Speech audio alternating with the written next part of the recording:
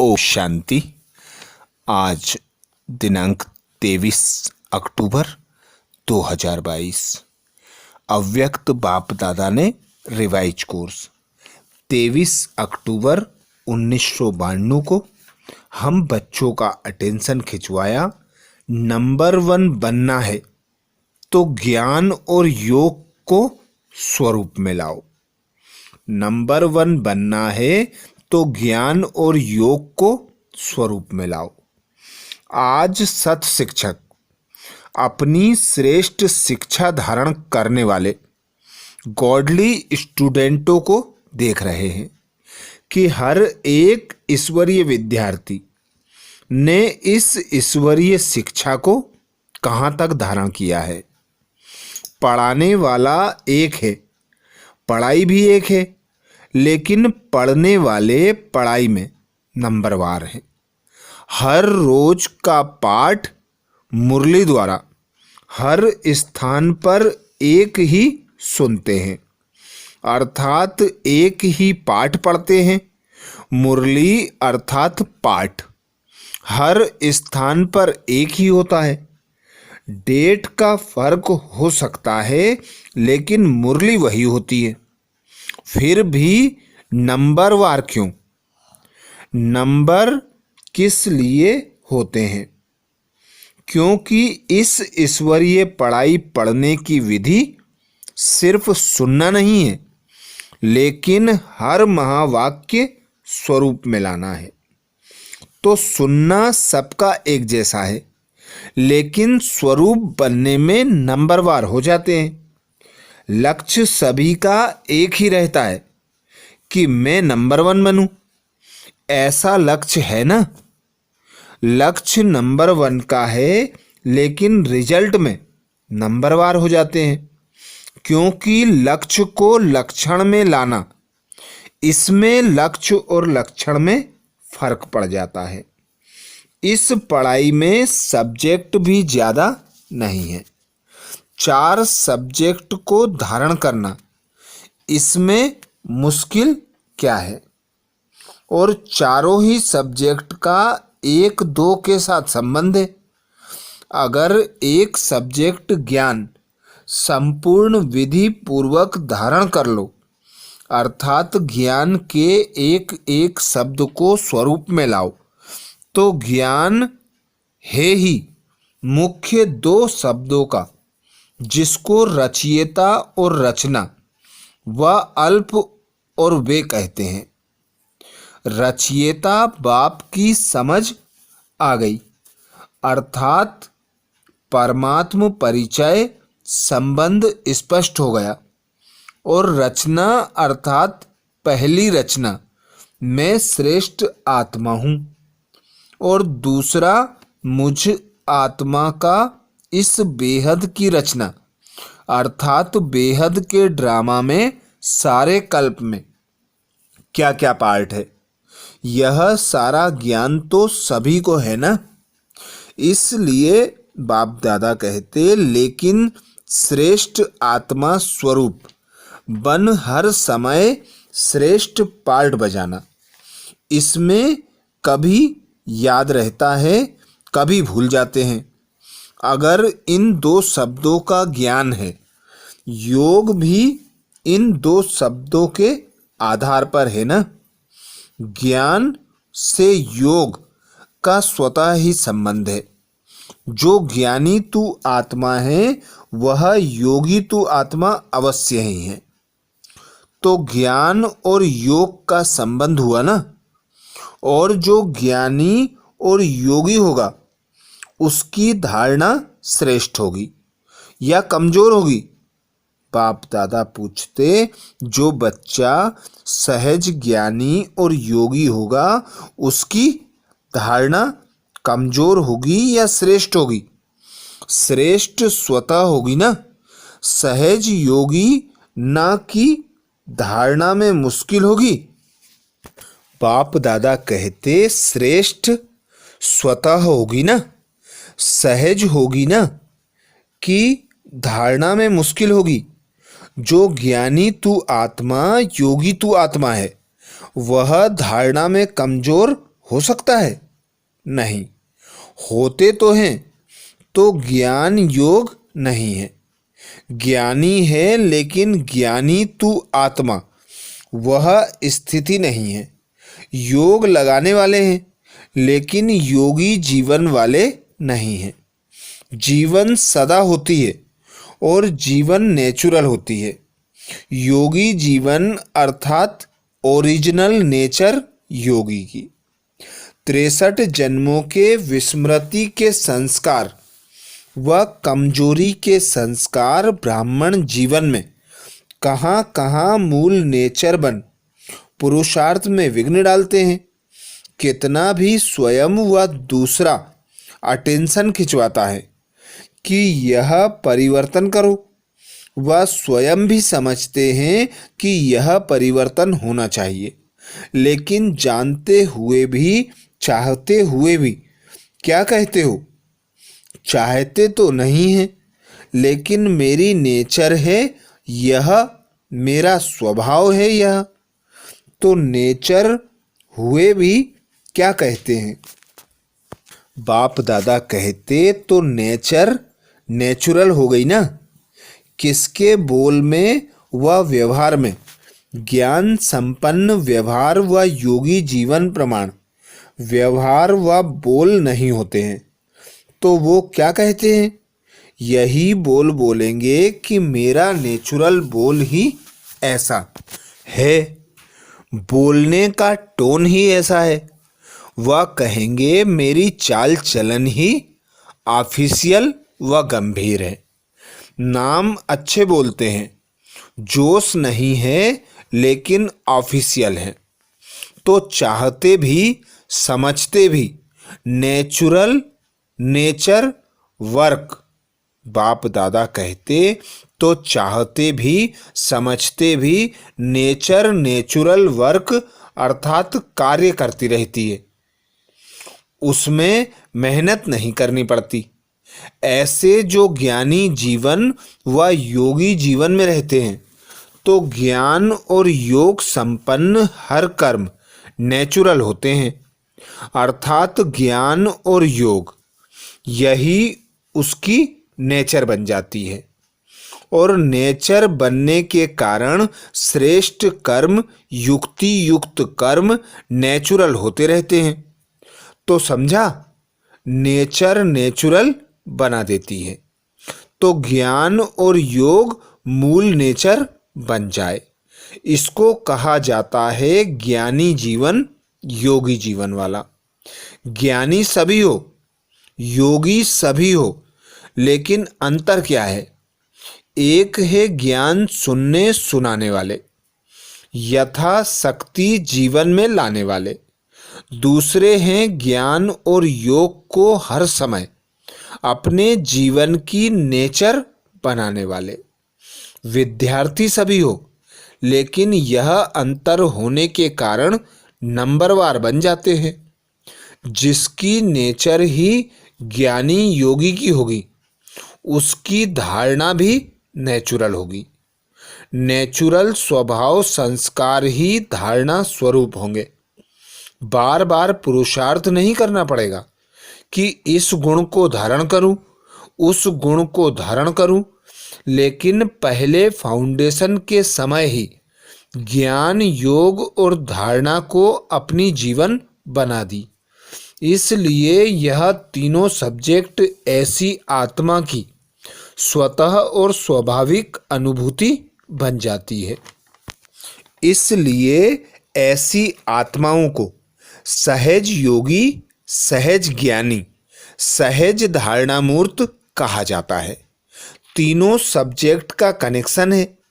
जिसके पास इतनी अनुभूतियों का खजाना संपन्न होगा, ऐसी संपन्न मूर्तियां स्वतः ही मास्टर दाता बन जाती हैं। दाता अर्थात सेवाधारी। दाता देने के बिना रह नहीं सकता। दातापन के संस्कार से स्वतः ही सेवा का सब्जेक्ट प्रैक्टिकल में सहज हो जाता है। तो चारों का ही संबंध हुआ ना। कोई कहे कि मेरे में ज्ञान तो अच्छा है, लेकिन धारणा में कमी है, तो उसको ज्ञानी कहा जाएगा? बाप दादा पूछते, तो उसको ज्ञानी कहा जाएगा? ज्ञान तो दूसरों को भी देते हो ना, है तो है तब तो देते हो। एक है समझना, दूसरा है स्वरूप में लाना। समझने में सभी होशियार हैं, समझने में और समझाने में भी सभी होशियार हैं, लेकिन नंबर 1 बनना है तो ज्ञान और योग को स्वरूप में लाओ। फिर नंबरवार नहीं होंगे, लेकिन नंबर 1 होंगे। तो सुनाया कि आज सत शिक्षक अपने चारों ओर के ईश्वरीय विद्यार्थियों को देख रहे थे। तो क्या देखा? सभी नंबर 1 दिखाई दिए, वह नंबरवार दिखाई दिए। क्या रिजल्ट होगी? वह समझते हो कि नंबर 1 तो एक ही होगा, हम तो नंबरवार में ही आएंगे। फर्स्ट डिवीज़न में तो आ सकते हो ना, उसमें एक नहीं होता है। तो चेक करो, अगर बार बार किसी भी बात में स्थिति नीचे ऊपर होती है, अर्थात बार बार पुरुषार्थ में मेहनत करनी पड़ती है, इससे सिद्ध है कि ज्ञान की मूल सब्जेक्ट के 2 शब्द रचता और रचना की पढ़ाई को स्वरूप में नहीं लाया है। जीवन में मूल संस्कार के रूप में व मूल नेचर के रूप में व सहज स्वभाव के रूप में नहीं लाया है। ब्राह्मण जीवन का नेचुरल स्वभाव संस्कार ही योगी जीवन, ज्ञानी जीवन है। जीवन अर्थात निरंतर, सदा। 8 घंटा जीवन है, फिर 4 घंटा नहीं, ऐसे नहीं होता।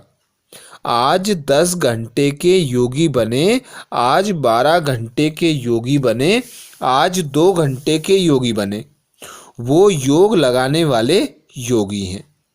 योगी जीवन वाले योगी, बाबा कहते योगी जीवन वाले योगी नहीं, विशेष संगठित रूप में इसलिए बैठते हो कि सर्व के योग की शक्ति से वायुमंडल द्वारा कमजोर पुरुषार्थियों को और विश्व की सर्व आत्माओं को योग शक्ति द्वारा परिवर्तन करें। इसलिए वह भी आवश्यक है, लेकिन इसलिए योग में नहीं बैठते हो कि अपना ही टूटा हुआ योग लगाते रहो। संगठित शक्ति यह भी सेवा के निमित्त है, लेकिन योग भट्टी इसलिए नहीं रखते हो कि मेरा कनेक्शन फिर से जुड़ जाए। अगर कमजोर हो तो इसलिए बैठते हो, और योगी तू आत्मा हो तो मास्टर सर्वशक्तिमान बन, मास्टर विश्व कल्याणकारी बन, सर्व को सहयोग देने की सेवा करते हो। तो पढ़ाई अर्थात स्वरूप बनना। अच्छा, आज दीपावली मनाने आए हैं। मनाने का अर्थ क्या है? दीपावली में क्या करते हो? दीप जलाते हो। आज कल तो लाइट जलाते हैं, और लाइट पर कौन आते हैं? परवाने। और परवानों की विशेषता क्या होती है? फिदा होना। तो दीपावली मनाने का अर्थ क्या हुआ? तो फिदा हो गए हो या आज होना है? हो गए हो या होना है? हो गए। तो दीपावली तो मना ली, फिर क्यों मनाते हो? जब फिदा हो गए तो दीपावली मना लिया कि बीच बीच में चक्कर लगाने जाते हो? फिदा हो गए हैं, लेकिन थोड़े पंख अभी हैं, उससे थोड़ा चक्कर लगा लेते हो। तो चक्कर लगाने वाले तो नहीं हो ना। चक्कर लगाना अर्थात किसी ना किसी माया के रूप से टक्कर खाना। माया से टक्कर खाते हो या माया को हार खिलाते हो, वह कभी विजय प्राप्त करते हो, कभी टक्कर खाते हो। दीपमाला यह अपना ही यादगार मनाते हो। आपका यादगार है ना, कि मुख्य आत्माओं का यादगार है? आप देखने वाले हो, आप सबका यादगार है। इसलिए आजकल बहुत अंदाज में दीपक के बजाय छोटे छोटे बल्ब जला देते हैं। दीपक जलाएंगे तो संख्या फिर भी उससे कम ही हो जाएगी, लेकिन आपकी संख्या तो बहुत है ना, तो सभी की याद में अनेक छोटे छोटे बल्ब जगमगा देते हैं, तो अपना यादगार मना रहे हैं। जब दीपक देखते हो तो समझते हो यह हमारा यादगार है। स्मृति आती है? बाप दादा पूछते, स्मृति आती है? यही संगम युग की विशेषता है, जो चैतन्य दीपक अपना जड़ यादगार दीपक देखते हो। चैतन्य में स्वयं हो और जड़ यादगार देख रहे हो। ऐसे तो जिस दिन दिवाली मनाओ उस दिन ही वास्तविक तिथि है। यह तो दुनिया वालों ने तिथि फिक्स की है, लेकिन आपकी तिथि अपनी है। इसलिए जिस दिन आप ब्राह्मण मनाओ वही सच्ची तिथि है। इसलिए कोई भी तिथि फिक्स करते हैं तो किससे पूछते हैं? ब्राह्मणों से ही निकालते हैं। तो आज बाप दादा सभी देश विदेश के सदा जगे हुए दीपकों को दीपमाला की मुबारक दे रहे हैं, बधाई दे रहे हैं। दीपावली मुबारक, अर्थात माला माल संपन्न बनने की मुबारक। ऐसे सदा जागती ज्योत, सदा स्वयं प्रकाश रूप बन अनेकों का अंधकार मिटाने वाले सच्चे दीपक, सदा चारों ही सब्जेक्ट को साथ साथ जीवन में लाने वाले, सर्व सब्जेक्ट में नंबर 1 के लक्ष्य को लक्षण में लाने वाले।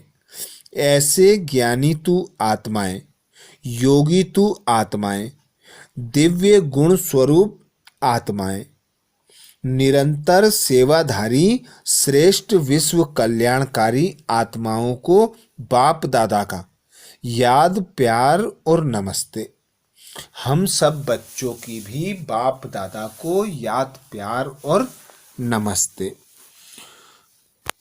अव्यक्त बाप दादा की पर्सनल मुलाकात।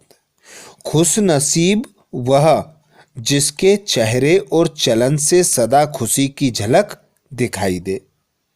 सभी अपने को सदा खुश नसीब आत्माएं समझते हो। खुश नसीब आत्माओं की निशानी क्या होगी? उनके चेहरे और चलन से सदा खुशी की झलक दिखाई देगी। चाहे कोई भी स्थूल कार्य कर रहे हो, साधारण काम कर रहे हो, लेकिन हर कर्म करते खुशी की झलक दिखाई पड़े। इसको कहते हैं निरंतर खुशी में मन नाचता रहे। ऐसे सदा रहते हो या कभी खुश? बाप दादा कहते, या कभी बहुत खुश रहते हो, कभी कम। खुशी का खजाना अपना खजाना हो गया तो अपना खजाना सदा साथ रहेगा ना, या कभी कभी रहेगा? बाप के खजाने को अपना खजाना बनाया है या भूल जाता है? अपना खजाना अपनी स्थूल चीज तो याद रहती है ना। वह खजाना आंखों से दिखाई देता है, लेकिन यह खजाना आंखों से नहीं दिखाई देता। दिल से अनुभव करते हो तो अनुभव वाली बात कभी भूलती है क्या? तो सदा यह स्मृति में रखो कि हम खुशी के खजाने के मालिक हैं। जितना खजाना याद रहेगा उतना नशा रहेगा। तो यह रूहानी नशा औरों को भी अनुभव कराएगा कि इनके पास कुछ है। माताओं को सारा समय क्या याद रहता है? सिर्फ बाप याद रहता है या और भी कुछ याद रहता है? वर्षे की तो खुशी दिखाई देगी ना। जब ब्राह्मण जीवन के लिए संसार ही एक बाप है, तो संसार के सिवाय और क्या याद आएगा? सदा दिल में अपने श्रेष्ठ भाग्य के गीत गाते रहो। ऐसा श्रेष्ठ भाग्य सारे कल्प में प्राप्त होगा। जो सारे कल्प में अभी प्राप्त होता है, तो अभी की खुशी, अभी का नशा सबसे श्रेष्ठ है। तो माताओं को और कोई संबंधी याद आते हैं? कोई संबंध में नीचे ऊपर हो तो मोह जाता है। मोह सारा खत्म हो गया। जो कहते हैं कुछ भी हो जाए, मेरे को मोह नहीं आएगा, वो हाथ उठाए। अच्छा, मोह का पेपर भले आवे, पांडव तो नष्टो मोहा है ना। व्यवहार में कुछ ऊपर नीचे हो जाए फिर नष्टो मोहा है। अभी भी बीच बीच में माया पेपर ले लेती है ना, तो उसमें अभी भी बीच बीच में माया पेपर ले लेती है ना, तो उसमें पास होते हो, या जब माया आती है तब थोड़ा ढीले हो जाते हो? तो सदा खुशी के गीत गाते रहो, समझा? कुछ भी चला जाए लेकिन खुशी नहीं जाए। चाहे किसी भी रूप में माया आए, लेकिन खुशी ना जाए। ऐसी खुशी में रहने वाले सदा खुशनसीब हैं। अच्छा, अभी आंध्रा और कर्नाटक वालों को कौन सी कमाल करनी है?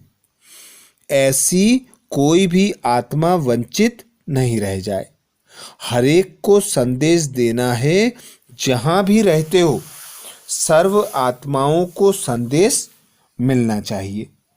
जितना संदेश देंगे उतनी खुशी बढ़ती जाएगी। अच्छा, बाप दादा ने वरदान दिया। वरदान में बाप दादा कहते, उमंग उत्साह के आधार पर सदा उड़ती कला का अनुभव करने वाले हिम्मतवान भाव। उमंग उत्साह के आधार पर सदा उड़ती कला का अनुभव करने वाले हिम्मतवान भाव। डिटेल में बाबा कहते, उड़ती कला का अनुभव करने के लिए हिम्मत और उमंग उत्साह के पंख चाहिए। किसी भी कार्य में सफलता प्राप्त करने के लिए उमंग उत्साह बहुत जरूरी है। अगर उमंग उत्साह नहीं तो कार्य सफल नहीं हो। बाप दादा कहते, तो कार्य सफल नहीं हो सकता, क्योंकि उमंग उत्साह नहीं तो थकावट होगी, और थका हुआ कभी सफल नहीं होगा। इसलिए हिम्मतवान बन, उमंग और उत्साह के आधार पर उड़ते रहो, तो मंजिल पर पहुंच जाएंगे। स्लोगन में बाबा कहते, दुआएं दो और दुआएं लो, यही श्रेष्ठ पुरुषार्थ है। दुआएं दो और दुआएं लो, यही श्रेष्ठ पुरुषार्थ है। तो ये थे बाप दादा के अव्यक्त महावाक्य। अच्छा, ओम शांति।